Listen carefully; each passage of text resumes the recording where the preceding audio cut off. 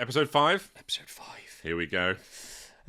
Sorry, mate. How's your week been? It's been a good week. Has it? It's been... You answered well quick. Yeah, maybe I answered too quickly. Has it been a good week for me? Do you want to think about it? Yeah, I should really think of it. No, I think it has been a good week.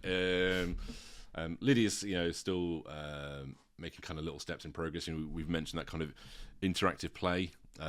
It seems to be becoming a norm, which is good.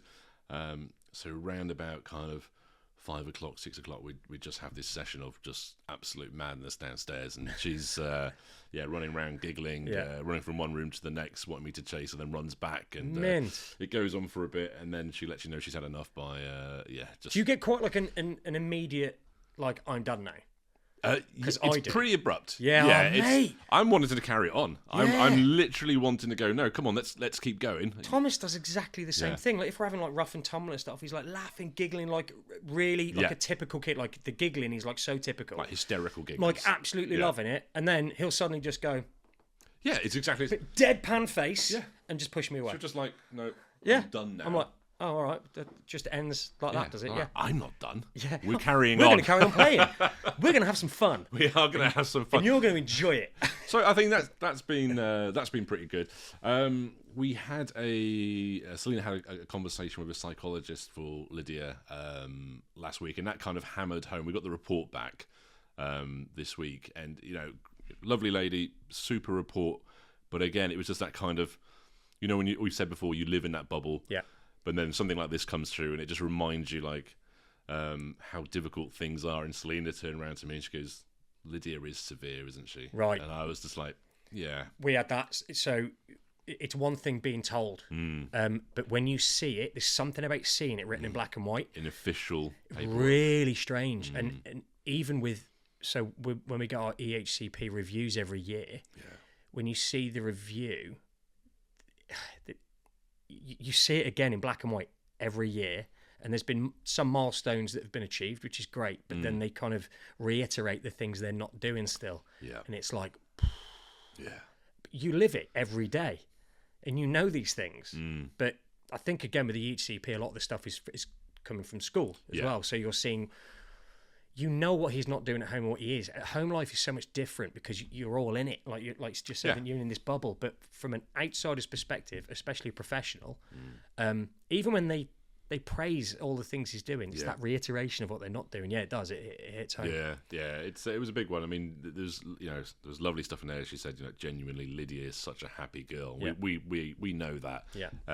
So it's always nice to hear like your child's a nice person or a happy girl. But yeah, absolutely right. You get the report. It's black and white. And again, Selena's like, God, she is like severely autistic, isn't she? And I was like, she's not like a functioning person with slight traits. She's similar to Thomas. It's profound, isn't it? As they say. So, and she's starting school in September. So she's still at the childminders. She's still with Sue. She's doing a fantastic job with her. One thing Sue said, actually, Sue's really, really good at taking the little group of kids that she has out on day trips, adventures. Near where we are at the moment, there's the Attingham Park and the home farm. And she came back I went to pick Lydia up the other day, and she goes, Lydia has such an affinity with animals. She was just like, she has this way with animals. And then I said, oh, that's really nice. She goes, and weirdly, animals like are attracted to her. She goes, they'll ignore the other kids and come towards Lydia. Right. And you're just like, wow, okay. So is she the only autistic kid in this group? They've got one other child, I believe a boy, and I think he's leaving her in the summer to also go to a specialist school as well. But she's been absolutely fantastic. That affinity with animals is interesting. It's like that's another kind of stereotypical trait with autistics, isn't it? Is this kind of connection with animals? It's a connection with like nature as well, isn't it? Yeah, and like Thomas with animals couldn't give two shits, which I was gutted about because I love dogs, and we've got 4 of them, and like what you just said there, they, especially Brody, my Labrador, my big lab, like. He's tried since day one to be Thomas's best mate. Yeah. Thomas just like... get away. And Brody's like a gentle giant, so he'll just kind of sit there. He'll just kind of put himself, and he'll just sit there, and then he'd like nudge himself a little bit closer. And Thomas is like, "Dude, get out of my face." He's kind of given up now, but yeah, Thomas hasn't got that. We were gutted. So that's really nice that she's got that affinity. That's brilliant. It's good. That's good. How about yourself? Anything stand out? No, not really, mate. It's been a bit of a bland one. Thomas is, and it's kind of going to be my bad at the end, but Thomas is just had a bit of an off week. And honestly, talking about sleep last week and how fantastic the sleep was. Oh, you're joking. He's had a pretty shit week's sleep. Oh no. But he's got his safe bed, so it doesn't affect us or the house that much because he's got his safe bed. That's where he is. But we've obviously got the cameras, and on the cameras you can see the motion sensor, so you can very quickly go through and see the points where he was awake, and he's just had a lot of being awake, not kicking off, not But is this first week back from half term? I think it is, isn't it? Yeah, because I think a lot of people have mentioned in the comments that actually that is going to be that might be it, getting him back into a routine. Yeah. And half the time, it's like as soon as you get them back in the routine, there's another half term that comes up. That's the same, isn't it? That's the same for typical kids and and neurodivergent kids across the board. So, but been a bit of a weird one for Thomas. So right, what we're going to do this week is some Q&As. So, yeah, absolutely, Q&A. So something a bit different. We put something out there on the Instagram page. Hit us with your questions, and we'll do our best to discuss them. We didn't realise there'd be so many questions that came through. So we are going to be covering. Very organised, mate. Very organised. You were very organised. We are very organised. We don't do this off the cuff, I promise. We're going to be looking at fatherhood, the emotional insights, challenging behaviour, sensory issues, food aversions, relationships, isolation and public judgment. Looking forward to that one. Mental health, support and recharging. And I think that's probably enough to get us going. This is going to... I mean, I've seen some of the comments come through, some of the questions come through on Instagram. Some really good ones. And some really, brave is the right word, but people are real keen to... just confident to put themselves out there and ask these questions publicly. And I think that's going to give other people courage to do the same. It seems because there's no judgment. This community, there's minimal judgment, as there shouldn't be. So, right, do you want to crack on with the first one? So the first question we had: what has it meant to break the silence and be seen in this way as dads? See, I didn't see that one. I saw that one when you sent it to me this morning. Yeah. Well, I mean, when we started this, it was very much, and we've said before, it was very much just this cathartic. I think what it was is I was getting a lot out of doing it on socials. Yeah. A couple of years ago, I think I started, and it actually started for me where I was having a real hard time at the park with Thomas. His communication was terrible. So it was all very much about carrying out actions that he would then make assumptions on. So if we'd turn a certain direction, his assumption would be we're going to this place. I mean, certain roundabouts in town, we would only go down for certain destinations. Yeah. So if we turn left here, we'd be going here. If we go straight, and that sometimes meant that the routes we were taking were ridiculous around Shrewsbury. And there was this time where we'd gone to the park, so we took a certain route to go to the Quarry Park in Shrewsbury, and we went round there, and it was just me and him. And me and him didn't have many moments where it was just the two of us, so they were quite special. And we'd gone to the park, had a nice time, and then it was time to leave, and he didn't want to get back in the car. We had to go. So it got to the point where I just had to. I mean, it probably, I think it was 45 minutes of me trying to coax him in. Then it got to the point where I literally just had to pick him up and put him in. And the result was me sending... He was in the back, full tilt meltdown, like one of the worst I'd ever seen. And I just broke down in the car, and I recorded for Mish, like the state he was in and the state I was in. Yeah. And I recorded it for her just to babe, I don't know how long I can do this. This is killing me. I don't know what to do. I feel like a terrible dad. And I sent that to her, and I can't remember if it was my idea or her idea, but I was just like, bollocks to it, I'm going to post this. I want people to see what this is really like. Yeah. And the response from that, overwhelmingly positive. But again, this was these were my kind of Instagram friends. You know, these were people that knew me, so they knew my personality and they knew what my intent was by doing this. But because it's on Instagram, some other people picked it up. Yeah. And there was this very much like you using your kid for clout and all this kind of stuff. And it was like, and I immediately took the video down because I was like, I don't want anyone thinking I'm doing that. I'm just trying to share. So I didn't do it for a long time after that. And then we started it up again, and it was just very much me and Mish talking about it on the camera. And if anybody goes to my Instagram account, you can see it's just us sharing without getting Thomas too involved. Very much about routine, teeth brushing, all this kind of stuff. And it was pretty positive.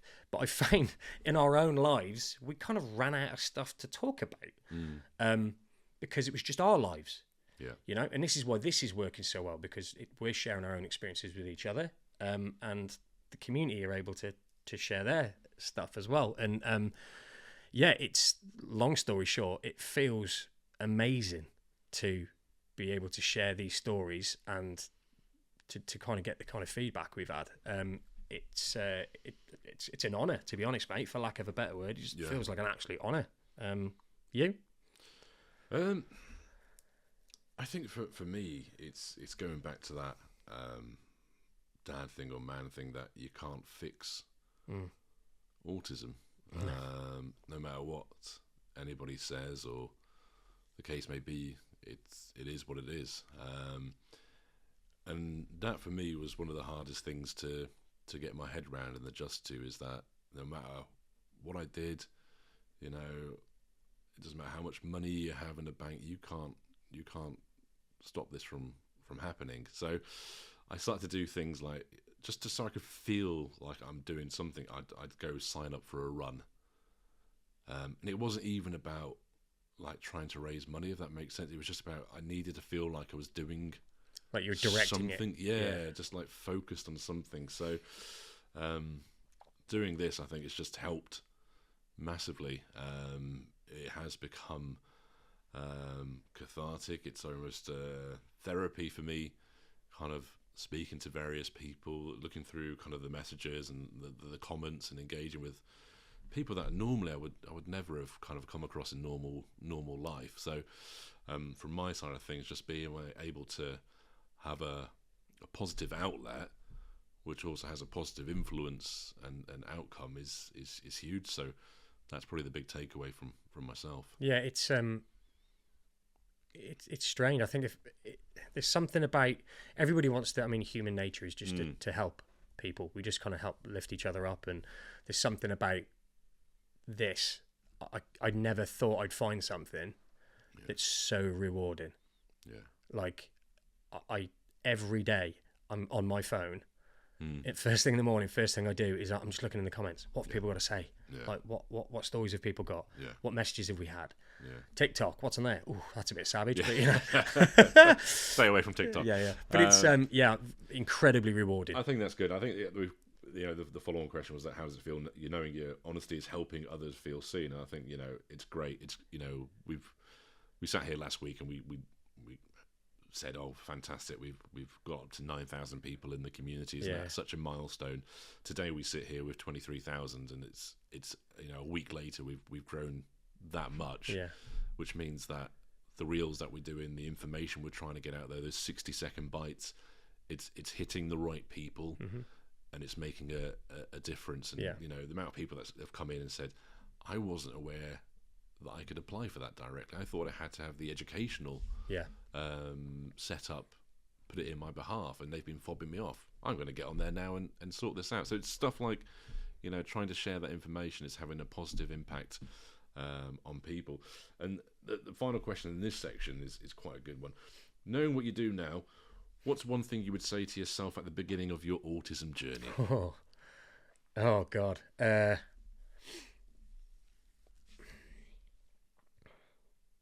Yeah, the big one for me was probably, as much as it was quite handy having a typical child of the same age from a friend of mine, it was it was handy as far as me accepting the diagnosis to have that comparison. But I probably did the comparison for a bit too long. Yeah. I still now, even if you'd see these kids and I'm like, oh God, Thomas still isn't talking. Yeah. Thomas is still wearing a nappy and he's nearly 6. And I don't see the end of that. I know there will be, but I can't see an in to break that. So yeah, try not to compare yourself for too long. Yeah. Use it while you can if you need to, if it helps you, but then let go once it's not, working out or any advantage to you anymore. Yeah. What about you? Same thing. Is that for me? Is that grieving process? Get it done. Yeah. Yeah. Don't think, oh, I shouldn't be doing this. I shouldn't be grieving, or whatever the case. For a life that's not going to happen. Go through that process. Get that grieving, part of it out of your system. Yeah. Once you've done that, you can move forward. Yeah. And the sooner you move forward, and you start making the changes and accepting it, the better it's going to be for you. The only other thing I've kind of learnt along the way is I thought I was a tolerant person. I thought I was very tolerant. Now my tolerance has changed. I'm extremely aware of the need to be patient, understanding, and let things go. When it comes to Lydia, even it sounds crazy, don't take things personally, which is quite easy to do in the early days. The other thing I've learned is my tolerance for other people's bullshit has disappeared. I don't have tolerance now for nonsense. Disappeared. It's like, it's gone. If you're talking absolute shite about opinions, we discussed this last week with John and his comments about autism, I've got no time for you whatsoever. And that's one of the big takeaways, I think. Yeah, that's really good. I've had from that. I've got another one, which is these kids are all very different. It's kind of the comparison thing as well, but even amongst neurodivergent kids, like, go at your kids' pace. Yeah. But also don't underestimate their ability. It is a marathon. Yeah. Not a sprint. Recognize your kid's ability and just go at your kid's pace. Yeah. I'm guilty of early on making assumptions of Thomas's inability to do things and the things he won't do. And there were moments where I slowed him down probably. I could have pushed him a bit. Yeah. And once I've accepted, and actually it was a school that did this, the school were kind of coming back with things that he was doing. And I was like, what? How's he doing that? And then it was like, give me a kick up the arse then to go, hang on, I've been holding this kid back here. Yeah. I need to push him a touch because he's a clever kid. He just needs some help. But yeah, going at your kid's pace. That's a big one. I think that's good. Yeah. Very good. So what do we want now? Challenging behaviour and non-verbal struggles. Oh, I know about these. How do parents manage when their non-verbal child lashes out? That's a really good one, isn't it? We're going through that with Lydia at the moment, and I think it goes back to tolerance. Yeah. On that side of things, I think the key thing to remember is if they are being aggressive, lashing out, it's a communication thing, isn't it? It's not aggression aimed at you per se. Like, I know what you need. You need a good clip round the ear, Dad or Mum. It's nothing like that. We tend to find with Lydia being non-verbal, it's absolute frustration that she can't communicate to us what her needs are, or she may be communicating to us what her needs are in her mind and her way of doing things. She may think, I am communicating this, but we're not. We don't get it. We're not picking up on the signs, or we can't interpret what she wants, and it just it seems to be a build up, and that seems to be what the aggression is. How we deal with it, again, we've tried introducing kind of something. I think the childminder Sue's started is kind of gentle hands. That kind of, we try and say gentle hands and kind of slow her down or calm her down from kind of lashing out, but it doesn't work all the time. No, it's literally, again, don't take it personally. It's frustration more than anything else. Yeah, we had when his meltdowns would normally result in biting or hair pulling or pinching, and it was, again, mate, it's exactly that. the more that he's started to learn the use of communication cards, the less these things happen. And obviously the natural conclusion to that is that these things are happening because of a lack of communication. Yeah. He's trying to say something and we're not getting it. And as far as he's concerned, he might be clearly saying exactly what it is that he needs and we're not picking up on it. And I can only imagine what that's like. And when you're a child, lashing out, that might be the only way to do it. Or they think it'll be the only way to do it. We find with Thomas that when these meltdowns happen,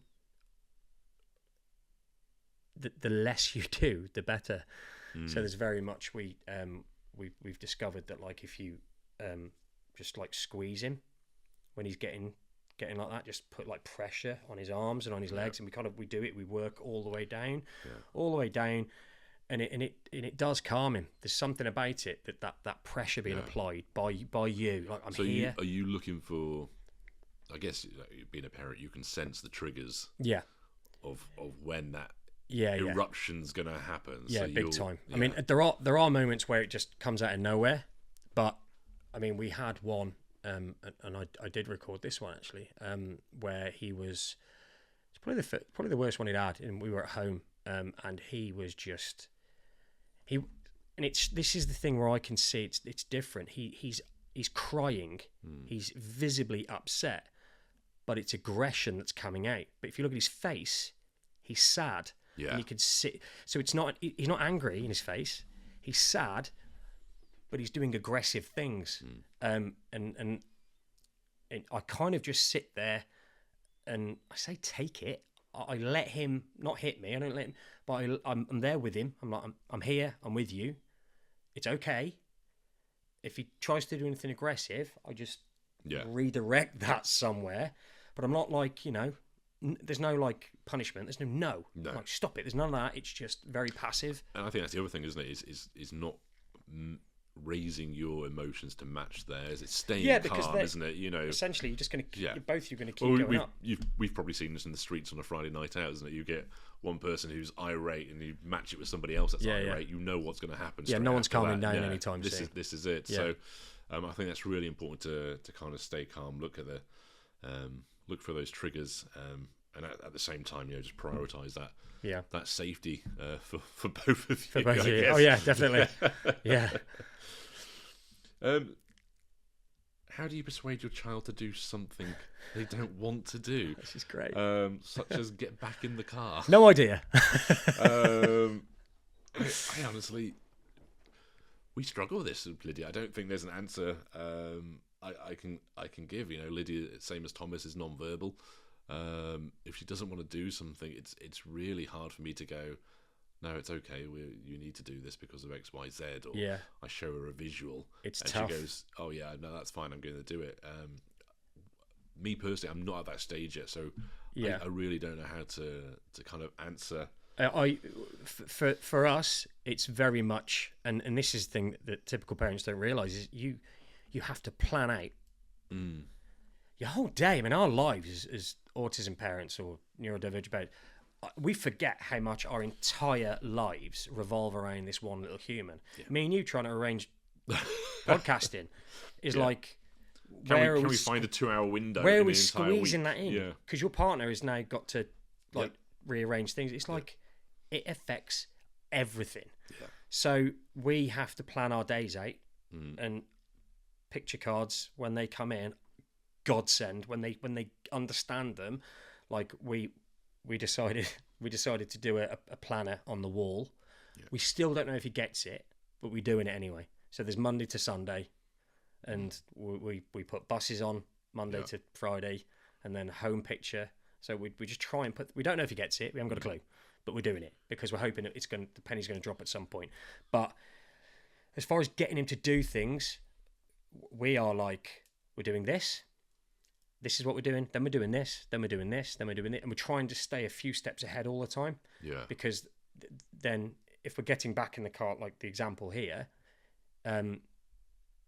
we're always trying to stay a few steps ahead. It might be if we're in the car and we're going somewhere, I'm saying, for example, going to the shops, then we're going home. And then when we're in the shops, I'm like, we're going home. Yeah. Picture card, home. Now and like then. that's where we're going. It's this like constant reminder. That's the only thing we can do. If he decided all of a sudden, I'm not doing it, no amount of persuasion rewards works. He's very much like, that's it. No, I ain't doing it. I don't care. I suppose it's a process you can't rush either, is it? It's got to be gradual. So I think you gave an example of Thomas getting the bus to school. It's like the first week it wasn't going to work, was it? It just but the consistency, slowly, there started to be. Yeah, and it's that following through. Like if we say we're going to do something, we do it because we want him to understand that when we say it, it's happening. It's not a choice. You know, these important things that they're not choices, because if we give too many choices in these, you know, things happening through the day, if you give too many choices, I think you're opening yourself up to a world of hurt, because they don't understand why they've got a choice 1 minute and they haven't got a choice the next. So we try and plan his day out as much as we can. Things that he loves doing, things that he enjoys, places he likes to go. But yeah, I mean, it's tough. If he suddenly decided he didn't want to do something, we'd be pretty screwed. Yeah. We'd end up having to manhandle him, which none of us want to do. But that's kind of what it would come down to. Yeah, tough one here. The next question, I don't think I'm in a position to answer this. Can you talk about PDA, pathological demand avoidance? For me personally, I don't have the experience. I'm not even going to sit here. I don't want to sit here and give wrong advice. I think this is probably a topic, because it's come up so many times in the comments, that we're going to have to get an expert in to do a show on. Yeah, me and you wouldn't do it justice. Yeah, no. but I think it's important that you still raise the question, and I think it's important that we raise the fact that we have no idea. No, it's a huge one. You know, it's, what is it? Anxiety driven, need to control. You know, avoid direct demands. You know, this is something that if it comes up again and again in the comments, then clearly we need to get somebody on the show to talk about it. Yeah, and they'll also be explaining it to us. And that's what I'm looking forward to when we get experts on. It's not just about the expert explaining this to the audience. I'm going to be sitting there like taking notes. I'm going to be learning, which I'm really looking forward to. So next section is sensory issues and daily struggles, and the question is, how do you handle brushing teeth when it causes meltdowns? We've been there, haven't we? Oh, yeah. We've all been there. Yep. Lydia and brushing teeth, same as anything that you wanted to do. Very, very difficult. I think I described it as trying to wrestle an octopus or something like that when we've tried to do that. For me, it goes back to just sticking to the routine. We have bath, shower time. Immediately after she's dried, we brush the teeth. And we do that consistently. She enjoys the bath, she enjoys the shower, all the playtime. When we come out, she'll move her head every time you want to try and, you know, get that brush in there. And this went on for weeks. Eventually, she would just give up, like resign to the fact that no matter what she did, we are going to do this. She'll make it known that she's not happy about it, but she won't struggle as much. She'll still play the game of moving her mouth until the brush is in there, and then we go through it. One thing I find that helps me more, and it works differently for Selena. Again, this is how it can be different for which parent's doing it. Is Selena traditional toothbrush, children's toothbrush? That works for Selena. It doesn't work for me. We got one of those children's electric toothbrushes. I think it was from Aldi. They were doing a range at the time. For me, that little electric toothbrush, I have more success with that with Lydia, going round her mouth, the top, the bottom, in the, you know, around the back, than a normal one. Right. So it's just, again, it's trial and error until you find something that works. I think some people, you can get those little toothbrushes that go on the end of your finger. Oh, mate, that's just reminded me. Yeah, and you can just shove them in the mouth and kind of clean them that way. But we had, because Thomas would try and bite when you brush. Yeah. So Mish would try and do the back of his teeth, but the only way to do that would be to try and force his teeth open, force his jaw open. And she ended up having to get these little finger guard things. Oh, jeez. So he could bite down and she'd still be able to brush the back of his teeth. Now, early on it was very much meltdowns and straddling him and pinning down. But we just kept telling ourselves that this horrendous situation we're doing now is far better, as bad as it seemed, it's far better than teeth being removed by a dentist in a couple 100%. of years' time. Like that's just keep 100%. telling yourself that. If it's a meltdown, crack on. I'd rather the meltdown than... Because it's very easy, isn't it? Especially in the early days. You touched upon it a little bit earlier in one of the examples. Being a little bit too soft and giving them too much leeway because they're autistic. I need to treat them softer. And treat them softer in certain situations, but in others you're making a rod for your own back. I think, and this is a prime example. I think that consistency, doing it again. Change the flavour of the toothpaste. If mint is far too strong for a child, you can get strawberry. You can get unflavoured ones now, which can help. And what's the other thing that we did in the early days? You can get the little egg timers, 30-second ones, and you have a visual. Then you can say, "Look, we're doing this exactly for that time." But the one thing you have to do is, even if you're 3/4 of the way through, if that egg timer runs out, as soon as it runs out, you stop, and that is trust. Absolutely right. So that's what, see, in Mish, sorry babe, I love you, but Mish will do this thing where she has to get all the teeth. So what we do is, if we're both there, I'm counting down from 30. That's all we manage is 30 seconds. Better than nothing. So I'm counting down, and she's brushing his teeth. When we get to 10, we go, and he reluctantly opens his mouth a bit more. We don't have to use finger guards or anything anymore. And she starts brushing his teeth. So at that point, I'm doing the countdown from 10. I'm going 10, 9. I get to 1. I'm like whacking her hand away. I'm like, no, he knows we're counting down. Yeah. He needs to trust us. Yeah. If we carry on to do another 5 seconds longer, that ain't fair. It may seem like 5 seconds, but it's that trust and safety. Like, I'll do it, but we've got an agreement here, haven't we? Yeah, exactly. That's what this is. We've got the sneaky thing you can do with the egg timer is they do 30-second ones, and then they do 45-second ones, and then they do minute ones. So you just switch it into the 45, and then you bought yourself an extra 15 seconds. Yeah, the kid's lying there and I'm talking about trust, and I'm trying to trick the kid. Yeah, the kid's lying there going, this seems like a slightly longer 30 seconds. The other thing I was going to say is we were using a kid's toothbrush, the tiny little heads on them. Real tiny. That's what we were using. We switched to a full-sized toothbrush with the softest brushes you can get, and he was 1,000 times better at having his teeth brushed. It's because the thing is, when you're brushing someone else's teeth, you don't know how hard you're brushing. Yeah, this is it. So a soft brush, full-sized, you cover more teeth in less time, essentially. There you go. And he's way happier with it. So top tip. Top tip. Top tip there. Top tip. Next question then. How do you respond to people interfering or judging in public? Do you know what?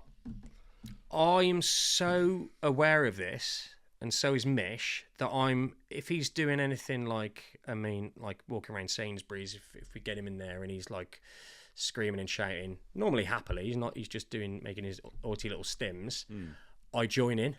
Yes. I join in, and I am like looking for people to stare at me.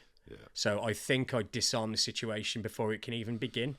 So I'm probably being a little bit over aggressive, but I'm like looking for shit to start. Because I do that, we very rarely get any kind of looks. And Mish is like a lioness. She's like looking around like, yeah, my kid's making noises. What are you going to say? And I think a lot of the community is probably like that. I think we're all quite, Yeah. I think it's similar sort of thing. Just act silly, I guess. With the child. There's only been a couple of times where I think people have kind of thrown stares out there, but I'll just lock on them. Or just lock eyes on them and just stare them out. Until they stop talking, or just they break eye contact and just like pretend they're looking at shells, but I'll just carry on staring at them. But it's a horrible thing, isn't it? I said to somebody earlier this morning, we are going to take Lydia away on holiday next year to Cyprus. Brave. Yeah, so she'll be 5. It'll be the first time we've gone on a family flight together. The entire holiday bit isn't stressing me out. No. It's not. I can cope with even going through the airport, I reckon, because we can make a memo. We'll do the thing. Yeah, she's autistic.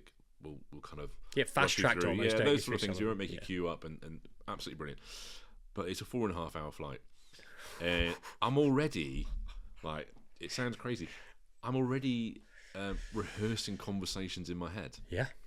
Of if somebody looks at her because she's having a meltdown and starts tutting or making silly noises, or whatever, they're making stupid comments, I've already started rehearsing what I'm going to say to this individual. Yeah. And it sounds absolutely nuts, but I'm just like, I have to be prepared. Yeah, I'm the same. It's when we went to France for the half marathon, that was an hour. And I was thinking that whole time, because I hadn't been on a plane in a long time, and I was learning quite a lot following you around that airport. Yeah. It's changed a lot, even in the last few years. It's got a lot more slick.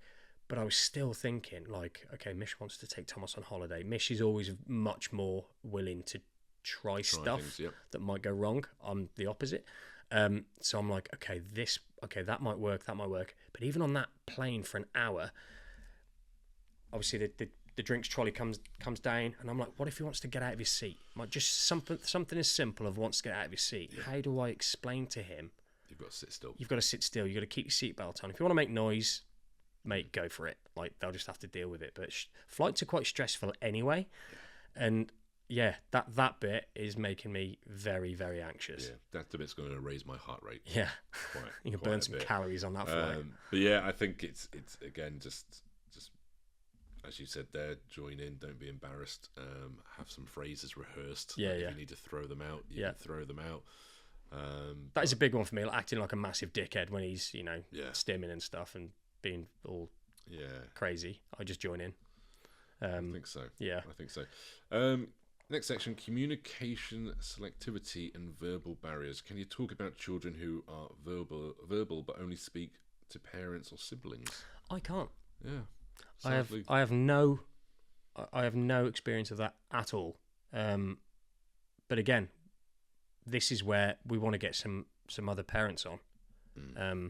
Not necessarily experts, but this would be something where, with their verbal, these are going to be some of the children that are in that limbo of they fall between the two. Where do they fall? Yeah, exactly. Which is almost more difficult in some sense than it is when you've got children like ours. So that is something where we're probably going to have to get some people out of the community to talk about it. I think so. I think it'd be wrong for us to actually go down that route. Food aversions and eating issues. Yeah, go on. My son has a very limited diet, but no clear sensory issue. Will it improve?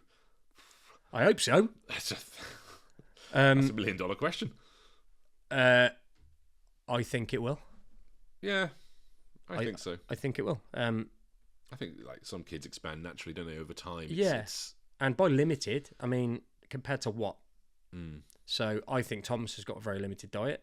I might give you the list of foods that Thomas eats, and you might go, you think that's limited? Yeah. So and I know there are some kids where they've literally got one or two things that they eat. Yeah. I know one autistic kid all he eats is Weetabix. Yeah. And sometimes there's sensory avoiders, sensory seekers as well, and that applies to the mouth, the feeling in there as well. So hence why some kids absolutely love crisps because of the same crunch on it. Even the same, hash brown. Yeah. It's got to be one company's hash brown. Yeah, if you and they know. They know. If you use a different, you use Tesco own rather than a certain brand, then they'll know. Yeah. It can be things like that. We just find with Lydia is we're constantly trying to put new things in front of her, and we know that 99 times out of 100 it'll fail. Yeah. But it's that keep going. You gave an example last week on grapes. Yeah, no pressure. With Thomas, is that you constantly in the past try a grape. No, I'm not interested. Out of the blue, grapes came back out, started feeding them to you, and then next thing you know, it's like, well, if he likes them, I'm going to take the whole thing and just get stuck into it. And Lydia's the same. We'll have something completely random there, and one day she changes and goes, I'm going to have a bite out of that and try cucumber. The other day, we've been trying cucumber since she could first eat nothing. The other day, just randomly picked up an end of a cucumber, took it away and took one bite out of it, and we were like, wow, okay, let's have that consistency. And the thing is, if our kids, I mean, like the one thing that's really important is no pressure. Like, make things available, and I think that's what you were saying there. Make things available, but don't come on, don't force them to try and eat it. No, don't force it. Just make things available to them. Yeah, I think one piece of advice we got earlier on from one of the therapists was, if your child's got a limited selection of food that they eat, she said, ignore what we have been taught about breakfast time, lunchtime, dinner time, or tea time, whatever you want to call it. If they want to eat that certain thing for breakfast, let them have it for breakfast. Absolutely. Don't kind of go, it's got to be toast or it must be cereal. You know, ignore that. If they have a certain type of food that they're going to eat and they're remaining healthy and they're growing, you're doing fine. Yeah, Don't put pressure on yourself to make them have all these, different experiences. As long as they're getting food in them, be happy. 100%. I mean, the foods that we eat at certain times of day, it's purely cultural. It has absolutely. nothing to do with the body's ability to absorb nutrients. You can eat a chicken madras for breakfast if you feel so inclined. Right? Today I feel like that, yes. I mean, it might actually be better off eating it for breakfast. It probably is, yeah. But it doesn't matter when you eat the food. All that matters is the nutrition and that you're getting in a 24-hour period. Absolutely. And the other thing as well, like you just said, Lydia trying a cucumber. The thing is, if they try something and they don't like it, fine. Yeah. There are foods I don't like. Yeah. It's okay to try things and not like them. It's just we want to expose them to these things so that they can at least find out if they like it or not. Yeah. I mean, Lydia's go-to one is it's a courgette omelette. Really? Yeah, completely random. We know if everything else fails, we will grate a courgette. We'll lightly fry it in some olive oil until it gets a bit of colour on it, and the water comes out of it, and we just mix 2 eggs, pour it over. Actually, sounds really good. And she will put we'll cut it up into squares, put 4 on a plate. By the time I've got back to the kitchen, she's running after me to get back in the kitchen and go, come on, load me up again. Wow. That's great. Those. So that's a go-to. The other thing that kind of came as a bit of a shock is going back to the madras, actually. Yeah. Spicy food. Really? She came over, she's got this inquisitive thing. Sometimes she won't eat things, but she'll come over and look at your plate. Yeah. And sometimes if she's really interested, she'll poke a finger in there. and kind of want to explore it a bit more. I think one day we had like a dal or something like that, and I'd made it a bit spicy because I didn't think she was going to have it. Next thing you know, we had to put some in a small bowl for her, and she just kept coming back off her spoon, eating. So it's just like you have days of absolutely nothing, and we do get days where we just go, how is she surviving? Because she's literally eating a packet of crisps and some blueberries. Yeah. And then we'll get days where she just wants to eat all her favourite things and just more of it. And then she'll just go and shock us like this and go, I want some of that. That's one thing I would say, actually, is it's very easy if your child, especially when they're neurodivergent, it's very easy if they're not eating for a day, right? They're just not really eating as much food as they normally. It's very easy to panic and jump to, oh my God, like something's terribly wrong. Yeah. Like, as long as they're getting fluids on them, just chill out. Next day, it might all be good. Yeah. But if you get into panic mode and you try and force food down them, you might go backwards. Exactly. You might make that whole situation worse. Yeah. Trauma. Definitely. Yeah, honestly. So relationships, intimacy, and self-image. Self-image. Ooh.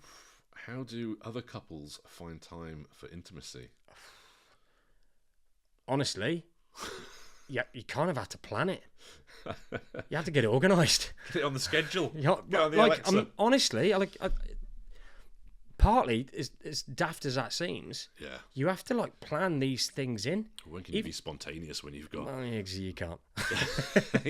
If you can, well done. You're very lucky. Netflix and chill. No, it's Hey Dougie and no chill. But I think it's more important to. That sounds insane. I think it's more important if you have to make it happen. You have to plan it. Than for it to not happen at all, and you just drift apart, and before you know it, you're just roommates. That can happen so quick. I've been there. We've been there. And don't get too hung up on it. I mean, as long as you've still got the emotional connection and you're on the same page, big time. That's the key thing. 100%. I think things as well. I said in the last episode, in the first 2 years were particularly difficult, and we kept moaning to each other. We just kept moaning. Oh, this is a problem. Oh, this is hard. Oh, this is hard. Maybe not hard in this sense, but it's like these are problems that we're going through, but we weren't coming up with solutions. Yeah. So we just sat there moaning at each other, going, "Oh, this is woe us. Let's wallow in some more." We're like, let's do something about it. So it's even things like once a month, I'll book some time off work. Right. Lydia's at the childminders. we're going out for lunch, we're going to have a couple of drinks, we're just making time for us, because we can't do it in the evening, we can't do it at weekends.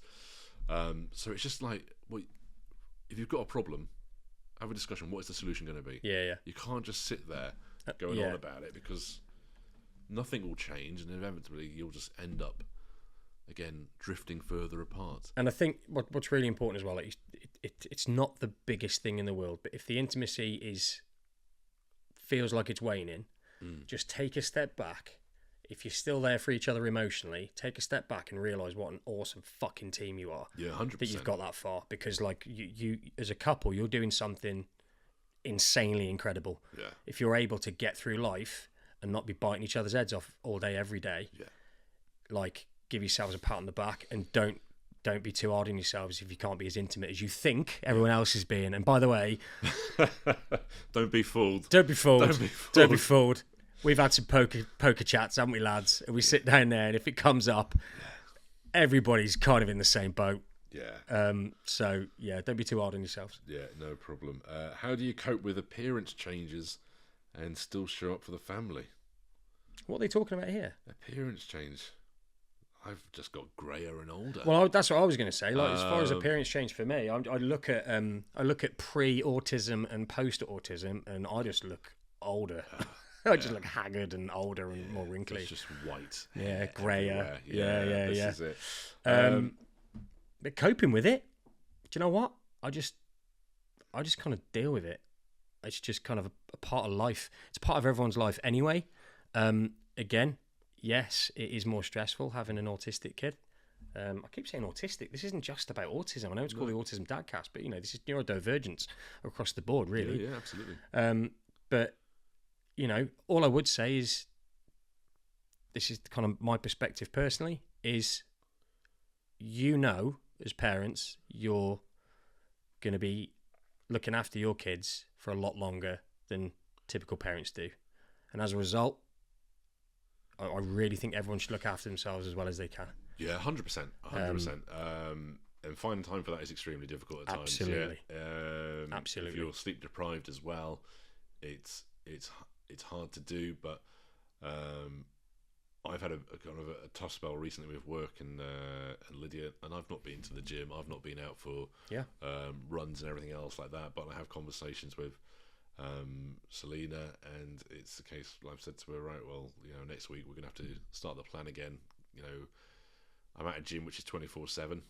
I will find an hour at some point, whether it's first thing in the morning or whether I'm going there at 10 o'clock at night. And I know that Selena will do the wake up with the little one. I'm just gonna have to go there. And what's really important is, like, me saying that is fine and finding the time, but then if you're not getting enough sleep, hammering your body too hard, trying to be fit and get healthy and stuff, trying to hammer yourself too hard when you're not getting any sleep can then have a knock-on effect of making you actually worse off. So, like, and it's insanely difficult for a lot of people, and I totally get that, but, like, if you can somehow get the sleep as dialed in as you can, that should be, like, number one priority. Don't worry, don't kick yourself if you can't get to the gym at all. Like, maybe if you're at work and you can get some steps in on your dinner break, like, whatever, just whatever you can. And it's so hard for a lot of people. The appearance side of things, I think the only thing I can relate to on the appearance side of things is I went through a stage of just when I'm at home, I just wore like joggers. I looked like I was an advert for Sports Direct, just lazing around, just like whatever's comfortable and everything else like that. And I just remember, like, something came up and it was like a photo from 5 years ago, and I was like, holy fucking shit, it's the same t-shirt. I'm still wearing it. And Selena just gave me that look going, yeah, I have been trying to tell you. But right, okay. Straight down to M&S now. I'm at that age where I'm accepting M&S. I'm actually embracing it. It's fucking awesome stuff. M&S, if you're listening, you know where to send those vouchers. But yeah, it's just little things like that. Just sometimes it's just like getting a new outfit. Just feel it, going for a haircut. Like Selena now is kind of, she went through a stage of just like everything was about Lydia. Now she's like, right, I'm gonna get my nails done. Yeah, good. And I remember when she first started doing it, she's like almost guilty about like spending time on herself and doing stuff for herself. It's like, you fucking earned it. Get yourself out, feel nice if that look nice, if it makes you feel nice, then it's a win, isn't it? Yeah, it's just that little tiny thing, but sometimes it can make a huge difference. Big time, like changing of an outfit. I mean, I look at some stuff from when I was from the COVID days. Oh God, the COVID days. My beard, my hair, my clothes I was wearing. I was just an absolute state. But again, guys, don't be too hard on yourselves. Like, you're doing an insanely amazing job as it is. But if you feel like sprucing yourself up a little bit, go for it. Yeah. Don't feel guilty. Nothing to feel guilty about. But also, just don't be too hard on yourselves. Yeah. Could you talk more about relationship struggles and working as a team? Oh well, yeah. I mean, the struggles are real early on. I think it very much. I think you do have to. You've touched on it, where you drift apart. You both your feelings and your emotions. For us, they were very much like we kept them to ourselves, and we struggled solo, which then made us drift apart from each other. And then it took a point of getting so far apart that it was like we either snap or we regroup, reconnect, have a chat. And do you know what? I think if you can get through it, you can be stronger than you would have been had your child been typical. I mean, me and my wife now, we are like the best friends and we're like the best team. It just feels like a team. Yeah. Team effort. We're very aware of each other's needs and wants, and like if one of us needs some time apart, time away, like go. Yeah. Go, I've got you. You've said the same with you and Selena. It's like, right, you go, I've got you back. Yeah. You know what I mean? Go get some time out. Yeah, just respecting each other's needs. And if you both do that, you can't go far wrong. Yeah, I think it's like you say, communication. Communication's key. You don't communicate. We touched upon this in the other episode. That resentment starts building up, and that is a fucking real resentment from the person you love to then you just absolutely potentially resenting them. Yeah, yeah. Is huge. So yeah, treat them as a teammate, treat them as an ally, not the opposition, the opponent or the enemy or anything else like that. I think that's really important. That's important for the kid. The other thing that Selena and I have started doing is over the last 18 months, because holidays as a family, I touched upon this, is impossible at the moment with Lydia, is we just say, look, go with your friends, have a long weekend. Yeah. You go take some time out, go to a different country. She went to Iceland at the start of the year. I went to, again, Cyprus to see some family last year for kind of 4 days. It made the world a difference. Yeah, I bet you come back like a different person. You come back recharged. You've experienced something outside of the bubble, as we call it. Yeah. And you feel like you're not quite missing out. Yes, your partner's not there, but at least you've actually got away, had a couple of drinks, spent some quality time with friends that you don't see very often. Yeah. It makes a huge difference. I'm not going to say it works for everybody. No. For us, it helped. Yeah. It helped. Yeah, I mean, there's going to be some people out there that the children have got needs that are so profound or difficult that they need both of them to be there, but no, it's good. What we got here? One parent wants to push the child to try new things, the other plays it safe. How do you manage that clash? Yeah, that's me. I saw that comment and I was like, oh, I'm saving this. Yeah, I'm terrible for this. So Mish is very much to like get Thomas out of his comfort zone. I am very much, but what if? Yeah, you know what I mean. And it's not just about how difficult it is for us as parents to manage the meltdown. I just feel heartbroken seeing him when he's in that state. Yeah, Mish does also, obviously, of course she does, but she's also thinking about the positive outcome of him enjoying the thing she wants to push him to do. Yeah, I'm very bad at taking that leap. Yeah, so I get that. There's no one's right or wrong in that situation, are they? Because you've got one person that is about growth and if we don't know, if we don't push, we've got to do that.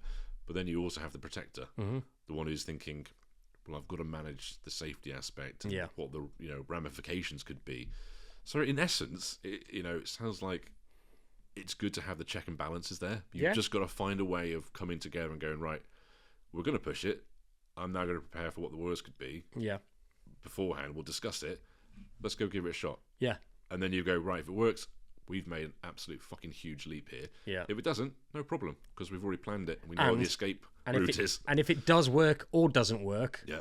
don't be the parent that goes, I fucking told you this wasn't going to work. If you do that, you're a fucking idiot. Yeah, exactly. You deserve a fucking slap. Yeah, exactly.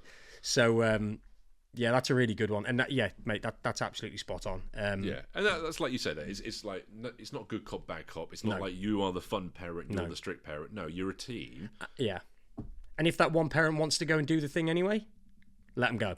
Yeah. Because we've done that before where Mish's like, I want to take me such and such. And I'm like, oh, man, it's going to be an absolute nightmare. It's going to be a nightmare. And she's like, well, I really want to take him. And I'm like, okay, we'll take him. I'm not coming. And she's like, okay. And actually, she has a better time without me there because she knows that if I am there, I'm just going to be going, and she won't be able to enjoy herself. And 9 times out of 10, she goes and does the thing, comes back, and she's had a wonderful day. We took Lydia 2 years ago to a winter wonderland at night time, and I thought, oh, this is going to be a fucking disaster. We went round. Lydia was like neither happy nor sad about it. Just deadpan.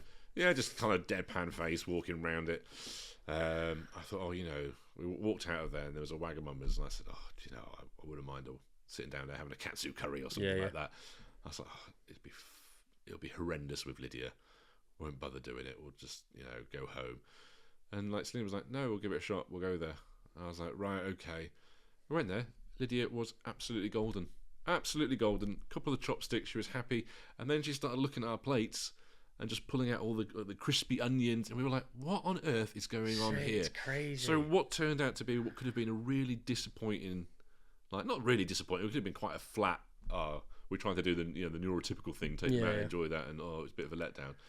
We came away with a success. Yeah. It wasn't the actual winter wonderland that we paid for. It was going for a katsu curry at Wagamo's. It makes you wonder, doesn't it, how many things we don't do, how many experiences we miss out on. Talk ourselves out of stuff. Yeah, we talk ourselves out of doing stuff. Yeah. No, it's good, though. What's the next section, then? All right, isolation, public judgment, and stigma. How isolating can this life be? Very. Next. Yeah, the social invites do dry up. They dry up. But I mean, there's an example of my best friends. They do something called Camp Dad every year. Okay. And they go camping to different places, and they take the kids with them. And I've always been invited. I've never gone. Yeah. Now, early on, my eldest, he didn't live with me, he lived with his mum at the time, so I didn't have the option to take him. And I certainly wasn't taking Thomas. And I could, and he might have a great time, but I just won't. I won't risk it. So they stopped asking. Yeah. And I'm 100%... I think they might think, like, let's not put him through. Yeah, having to explain and all of that stuff. So yeah, it kind of, they do dry up, but I honestly understand why they do. Yeah. As sad as it is. Maybe a little bit's on us as well. For I think it like taking the leap sometimes. Yeah. Like we just talked about in the last question, I'm pretty shit for that. And you get friends that disappear, or become less prevalent in your life. Don't you? They kind of, when it was all going well and you're the fun time friend, but you're now the special needs dad. That sucks, parent. That sucks. That disappears. And the way I described it earlier on is like, you think people are like your really close friends or best mates, but when you actually fall in that river and you're drowning, they just throw you a little dinghy and then piss off rather than jumping in to pull you out and help you out. They just give you the kind of the bare minimum and, well, right, I don't want to get involved in that. Yeah. And disappear. But yeah, it's a real eye opener as to who in your network is really close. And you find the random person who was on the outside of it suddenly steps up and you're like, oh, where the fuck did you come from? Yeah. Who the fuck are you? Yeah. Yeah. But again, online community. This is why we're kind of, it's growing at the moment, and hopefully from that people will be able to reach out. And we've seen a couple of comments there where people are going, where are you based? And go, oh, I'm not too far away. And it's like, should we go for a coffee? And you're like, yes, this is exactly what we want to happen. Exactly. Do that. Make these connections. There's some similar names. We should probably do shout outs for the people that are getting involved, but like the people that keep messaging and keep commenting, there's like the same people. There's like the people that I'm starting to recognise them, and I'm understanding their personalities and stuff. It's really cool. Yeah. Right, what's it like giving up work to be a stay-at-home dad and being judged for it? Oh, I don't know, because I'm still the one going out to work. I'm self-employed now, so but yeah, I can imagine feeling like there's a stigma. Do you know what? There will be a stigma. Yeah, there will be for some. I mean, if I'm guessing in a situation like this, would this be a situation where both parents were working and maybe one has a bigger income, and they make the decision to? The dad has had to make the decision to kind of stop working or limit his work to take on the role to look after their autistic child. Yeah, and I think he's battling with the stigma of doing that and the judgment he's doing that. Where I think you've made a really, really fucking hard decision. Yeah. Not one that you've made lightly. Yeah, big time. And it's one that you should be immensely proud of. That you've taken this role on responsibility to look after your child. I can't recall if they were homeschooling as well, but to drop everything to make that sacrifice, I think, is something that shouldn't be sneered at. It should be celebrated. 100%. I mean, there's something about being a man, stereotypically, about feeling like you need to be the provider and the protector and to look after everybody. So to take that step, like, huge, but also don't now feel like you're not the protector and not the provider, because you absolutely are. No, you've also actually... You're still doing it. You've also actually become the anchor of that family now. Big time. Because you are the person that is kind of steering the ship from that sense. So I'd say there's no judgment from us, and if anybody else has judgment out there, that's Fuck on them. Yeah, absolutely. Fuck them. You do what's right for your kid. Yeah, damn straight. And that's the main thing. I finally got my child in EHCP. Awesome. Feel punished, not supported. That's an interesting one. Punished and not supported. Why? I can't imagine why. I know the process of getting the EHCP is extremely traumatic, and for some it is a tougher route to go down, but I don't know whether they're being gaslit or what. You need to see the context around that, mate. Yeah. I can't imagine feeling punished having an EHCP. Is that because you've had to get an EHCP, and again goes down to people's judgment that you're not doing a good enough job, or is it just, similar to John of last week that EHCPs are just nonsense because you can't parent properly? No, I think if there's a service out there, as there is, which is designed for children like ours that need additional support, you're well within your rights to go out there and get it. Yeah. And the reason it is there is to act as a safety net, or it should be a safety net, that for those children that require extra support and needs, it's not a reflection on a parent. It's just fact that you need to go out there and get that support. So there should be no judgment to it. There should be no feeling of failure, or I've let my child down, or I've let anybody else down. It goes again. You do what is right for your child. If that means extra support, you go out there and get that support, and don't worry about trying to get validation from anybody else. Let them live their lives and walk their path, and you carry on doing your thing. Yeah, that one feels like an oxymoron. Like, having the EHCP itself should be the support. So by having that and feeling punished and not supported, something's gone wrong there. Yeah, I think so. That's messed up. I want to dig into that one and find out who sent that. Yeah. Right, mental health support and recharging. Oh, God. What do you do to make life easier? Self-care, wine, socialising. We've all kind of got our own thing, haven't we? Yeah. Mine is I go to the gym on a regular basis, mostly for my mental health. If I don't go, I really start feeling it. But that's my thing. If I can just do that one thing, it really helps me. I don't need lots of other stuff. I don't really drink much unless there's like a social event, in which case I'm drinking a lot. Yeah. But yeah, if just like walks, the gym, just kind of physical fitness, just kind of just makes me feel like I'm on top of me game, as it were, for lack of a better phrase. Yeah. What about you? Again, partly it's this. I've said that at the beginning. You know, doing something like this, I have found a lot of satisfaction. Is that the right word? Or kind of, it's helped me speaking to people in the community and just them saying, look, what's your experience of this? Can you help us with, I've got this difficulty. Would you mind kind of taking a look at it? Yeah. That sort of thing I think has kind of helped. Other things that are good for my mental health, and we do this as a family, is that we cook pretty much every single meal from scratch. Great. There's no kind of, again, I'm not judging anybody for this, but just from our point of view, my dad's a chef. Selena's dad was in the industry as well. It's very much like cooking's been a big thing. So we do everything from scratch, and that kind of half an hour in the kitchen, that's relaxation. Yeah. Just like you look after Lydia. I like that. I'm going in the kitchen. Yeah.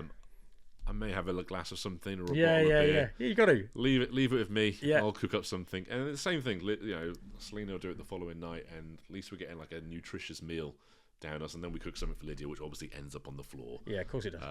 Where else is he going to go? Well, yeah, exactly. Certainly not in her mouth. It's but yeah, the thing about the podcast, like me and you have had kind of conversations where we're just having text back and forth throughout the day, and then like either you or myself will send a comment. We've had like a screenshot of something, and it's like, and we've said quite a few times like how rewarding this is. Yeah.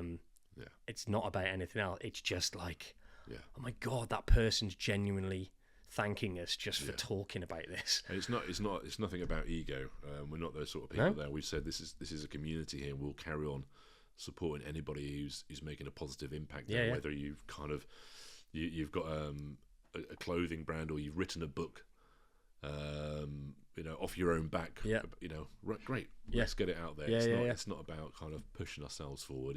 We want this to be a community. The only other thing I think with Selena is again something that she was very passionate about. She's a makeup artist, and it's doing really well.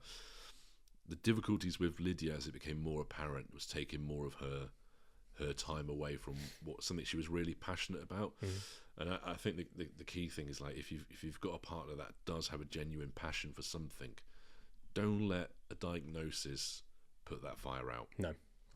If you can be that kind of, right, you go and follow that, you make this a success, because down the line that's giving you a chance to focus on something different rather than EHCP, DLA, all that side of stuff. You've got an outlet. Yeah. Go follow that and make that work. That's the only other thing I would say. And obviously, if anybody's looking for a makeup artist around Shropshire, let us know. I will point you in the direction of Selena. She's awesome. But I think that's a really, really important point. Right, next one. What would you say to a friend who asks, "How can I help?" I've had this quite a bit. Yeah, do you know what? Sometimes it feels like lip service. Yeah, he's such a pessimist. Do you know what? For me, there's nothing anyone can do physically, because it's just too difficult. That are all. You're asking Thomas is coming up to 6 in July. Yeah. So you spent 6 years understanding Thomas's quirks, everything else about his personality, what this trigger sign means. Read him like a book now, yeah. And then, you try and say it to somebody, well, you know what would be good if you could just have him overnight or look after him for a couple of hours while we do this. And you're like, I have to give you a manual, which is probably going to be about 500 pages thick, but can you read that first? Yeah, and you wouldn't enjoy yourself anyway, because all you're going to be thinking about is all the things that are going horribly wrong. It is nice that people ask, and I know I just said there sometimes it's lip service. I was being a bit pessimistic there. There are genuine people that would love to help, but sometimes I think they don't truly understand the magnitude of what a Sen family is going through day in, day out. Perfect. Yeah. And it's no fault of their own, because they are genuinely trying to be nice and helpful. But yeah, if having that window to see what it's actually like is completely different. I think if people could just check in. Yeah, like if you're listening, if you're listening to this and you know someone that's got, you know, a SEND kid, just check in. Hey, dude, how's things, man? How's doing? Yeah. Or if it's not things like that, it's like again, I don't have people like that. It's like, listen, I know you guys are absolutely on it. Tell you what, I'm going to Morrison's. I'm going to Tesco. Oh, perfect. Look, give me a shopping list. I'm going there anyway. Yeah. Let me go around. I'll pick it up. I'll drop it off. Transfer us the money. That would be such a cool thing for someone to do. That would be one of the best things that somebody could do. Or if you've got somebody that's a great cook and they just go, look, I've deliberately made too much. Yeah. It's bloody delicious. Yeah. I'm going to drop you guys some. Just heat it up in the oven. Yeah. Little bits. You know, something like that. Yeah. That would mean more than somebody going, look, do you want me to babysit or take her out? Knowing full well that you ain't going to say yes. Yeah, and they're never going to ask again once they do and experience it. Don't wait to be asked, I'd say. Just reach out like you said. Because you won't be asked. Yeah. No one's going to ask. Have you lost friends, relatives, or a partner because of the strain? I've not lost any relatives. We've had a discussion in the previous episode that if we didn't have a serious conversation, then I would have lost a partner out of this. Friends, the role of certain friends has changed. Right. I'd say, Some are very understanding and are genuinely invested. Yeah. And some just kind of, won't be interested, but next time you bump into them, we'll still go for a beer and everything else like that. It's cool. It's not a problem. I think you just kind of just changed. You just categorize friends differently. And again, it's no slight on them. Like we said before, if Lydia wasn't autistic and they had an autistic child, would I actually be that invested to go, I know what I need to do. I need to become a SEND expert and everything else like this. And I'm just, And you want to be able to say that you would act a certain way, but none of us know. Yeah. None of us know without being in the situation how we'd react and how we'd be as a friend. One thing I would say is you also make new friends, because I wouldn't have met you if we both didn't have autistic children. Oh, when you groomed me at when I groomed Birmingham you at the Airport. I groomed. Please watch episode 1. It will make It'll more make sense. way more sense. I didn't groom him. And again, Selena's made kind of friends as well who are in similar situations. Yeah. It's that shared experience, isn't it? So, where do you go for help or advice? You go to the Autism Dadcast. So glad you said that. That's what I was going to say. Obviously. I go. My mother-in-law has been a real good source of information. She's very good. Other than that, though, I am, joking aside, I'm looking for groups online and I'm looking at YouTube videos and local SEND groups, those sort of things. That's what I did earlier on. But now, actually, if I did need help, I'd ask within our own community. Because it's built up that much now that I don't know why it wouldn't make sense to go anywhere else. There the other day, like the M&S thing that's happened. They can't take online orders. The M&S in Shrewsbury, adaptive clothing. They obviously, I don't know whether some of the larger stores do, like if you go to a city like Manchester, but the adaptive clothing for a 5-year-old or a 6-year-old, with a pop of buttons at the bottom so they can't get their hands in there and start smearing shit everywhere. You can order online, but obviously we can't with M&S. I put something in the community, bang, here you go. Here's 6-7 options. I've asked for advice on various things, even in private messages. Someone's come back to me and said, here's some links to some stuff on Amazon. Will you have a look at that? I'm like, amazing. And that, actually, on that point, if anyone has got anything that they want to know, and you want to get a quicker answer, share us an image like the one you put up, and we'll put it up. It's not. We'll put it up, and then we can get an answer real quick. Because there's 23,000 people potentially that can answer it. Someone will have the same experience that you've gone through, or go, this is the person that you need to contact. This reminds me slightly off cuff and absolutely nothing to do with the podcast. Remind me after. I need to pick your brain about someone. I need advice from an expert within the community for someone else. Okay. Yep. Okay. Don't have to say it now. Else I'd forget. Right. Where would you go for advice? Done that. How do you spend time when your children are around? Mate, this is hilarious. Actually, this one's quite funny. So you would think you'd go like, right, let's go out and do stuff. Let's go out and do something. On the rare occasion we've had the ability, very often we'll stay in because it's just like, oh my God, sit down. Silence. Just sit down. Or if we have gone, right, should we go for a meal? We won't go for a meal in the evening like you would expect. Yeah. We'll go for a meal in the afternoon. Yeah, we do the same. And be back for like 4, 5. And then it's like, okay, that's done. That was nice. Yeah. But now we're back home and we could do the things we've got to do. Sometimes there's a pressure to go out and do stuff that you used to do. Yeah, big time. Again, social media is bad for this because you see like people that you know, friends, family, yeah. and they're like, oh, we've had a fabulous time here. And you just sat at home like scrolling going, oh, here I am just sat inside and they're out there living their best life. It's like, no, you just kind of adapt to that side of things there.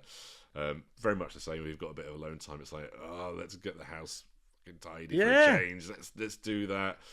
Enjoy the silence. Have a cheeky drink and just like be able to have an adult conversation without wondering whether Lydia's going to jump off the end of the sofa and do somersaults. So and the other thing is don't feel guilty for doing stuff. No, if you've got some time, go do what you want to do. Absolutely, just do if what it you works. do. Go do it. 100%.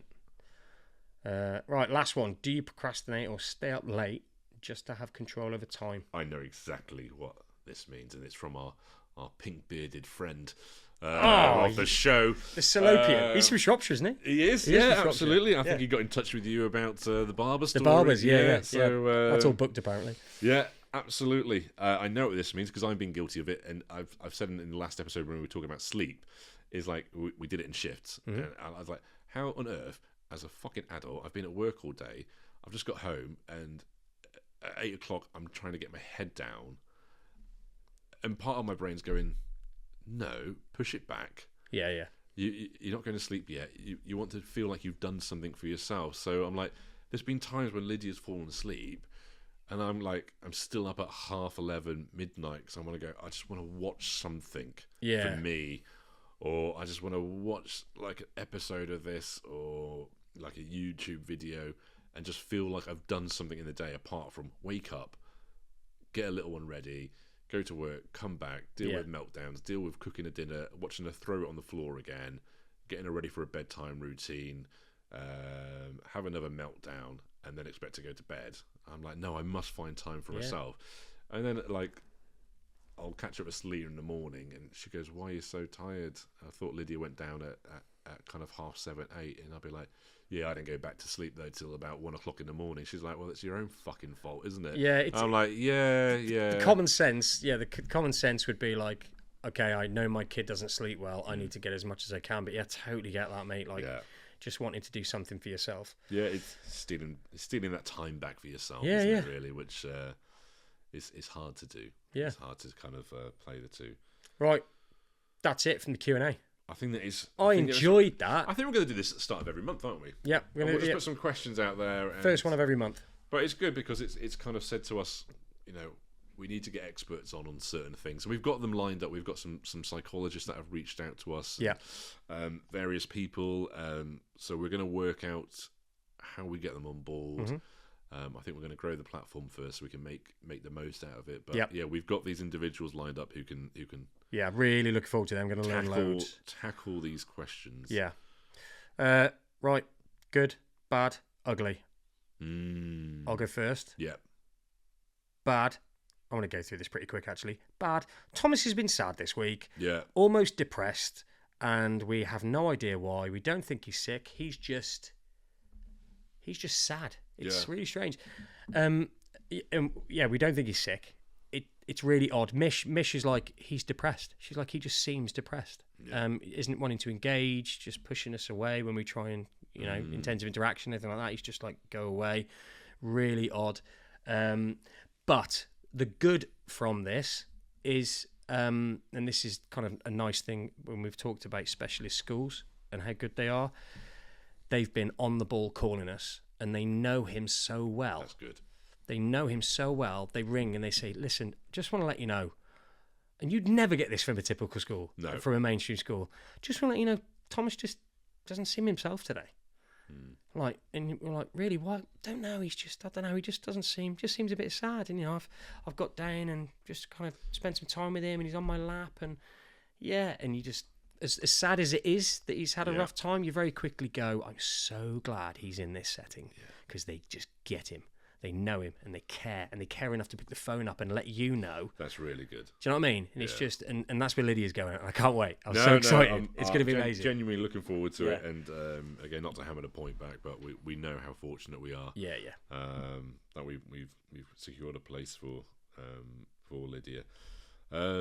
Good from our side of things. Again, it's just there's such little things for like parents of children like what we have that to other people they just wouldn't seem massive. But this will be good. Go on. No, it's just a simple thing. Like Lydia yesterday, she put her mum's Crocs on and then just walked into the front room as if to say, "I've put some shoes on. That means you're taking me out, right?" That's so good. And I just like just like watching her walk around like in these clown and these are Selena's. It's just walking around in them, just heading towards the door. And I'm like, right, okay, you're telling us we're that's going communication. Out. That's it's great. communication. It's communication. It's just because these things are kind of far and few between at the moment. You're just like, wow, that's amazing. That's we so just cool. end up like talking about it for quite a part of the night. And you can use that. Yeah. You can kind of go, okay, so she knows shoes on means going out. So like this is like these are the stepping stones now to what else she might be able to. And you'll see them. You'll see things that you might have missed before. But that's so cool. She walked in with Clyde shoes on. Yeah, like, just like walking around like. So she did want to go out. Yeah, she was heading towards it. Yeah, absolutely. So that's brilliant. Good. What's your bad? No, my bad was my bad was in being all depressed and mopey. I was just trying to think what the bad is. Mate, if you haven't got one, that's great. We've got a few things with Lydia. No, a few things. Like we've noticed this week with Lydia, she's been a bit more aggressive. Okay. This week, and I think kind of the childminder mentioned that there was one incident where she just, couldn't control herself and started getting a bit more aggressive. But we've also been told that could be something we need to plan for in the future as she gets older as well. So it's a bad for the week, but it's something we're going to have to kind of monitor and kind of keep tabs on and see if it is just a phase at that particular moment, or whether because sometimes it's so linked to different things. She's having a developmental leap, or these sort of things here, and then it's just like because she went through a stage of like every time I would pick her up in the middle of the night at 2:00 when she woke up. I'd be trying to take her downstairs, and I've got my both hands carrying her. She would just sink her teeth into my neck. And you're just like, I can't. My hands are full. I can't do anything. And then you just like look in the mirror. It's just like blood and everything else like that. You think, but then she went out of that phase. So we'll have to wait and see, shall we say? Ugly. I think the ugly for this week was obvious. It's the idiot that said there is a way to cure autism, and that's by feeding your children bleach. And I thought it was from when I got the art. It was somebody in the community that sent the article, and I looked. I thought it must be from one of those like made-up joke newspapers. No, it was the Independent, I believe. So a reputable outlet. I'm just like, how are these people calling themselves experts in the field and giving this sort of advice like a bleach? And I don't think they were saying like your Dettol. It's a specific type of bleach, so there may be, some weird kind of connection. But you can't cure autism. And to give that advice out on social media is absolutely scandalous. And there's some parents in some real desperate situations. And there's some parents that actually did it, which the article was about. Is these children have suffered horrendous injuries because they've been digesting bleach. That's a very ugly. This has been an episode slightly different to what we do, rather than us just rambling on about our experiences. It was nice to actually get some questions from, we're going to call them the community, but from the guys there, and just being able to explore them. And it's made us think about a couple of things as well. It's made us realise a couple of the gaps that we've got. Of course we have gaps. We'll have a lot of gaps, but the people that I think we want to next get on. Because they provide a lot of value, I think. But mate, I've enjoyed that. I really enjoyed that. No, it's good. It's good. I really enjoyed that. I like the way things are going. Yeah, and I just the community's wicked. And I really like getting some of those Q&As in, because you can just really get an idea of where people are at, what stages they're at, because I've been at a lot of these stages, and I probably will be at some point down the line. Yeah, and some of the stuff we get, with Lydia, we touched upon the PDA side of things. That could be an issue in the future. Yeah. That could be, I might not be seeing it at the moment. It could be blatantly right in my face, and I'm not picking up the cues. But again, if we get somebody on board who can discuss that and explain it in terms that everybody can easily understand, it'll need to be simple for me to understand. I've said to somebody earlier on today that if you do come on board, then you need to be able to explain it to two simpletons. Yeah. What do they say? People from Shropshire. Strong in the arm, thick in the head. Yep.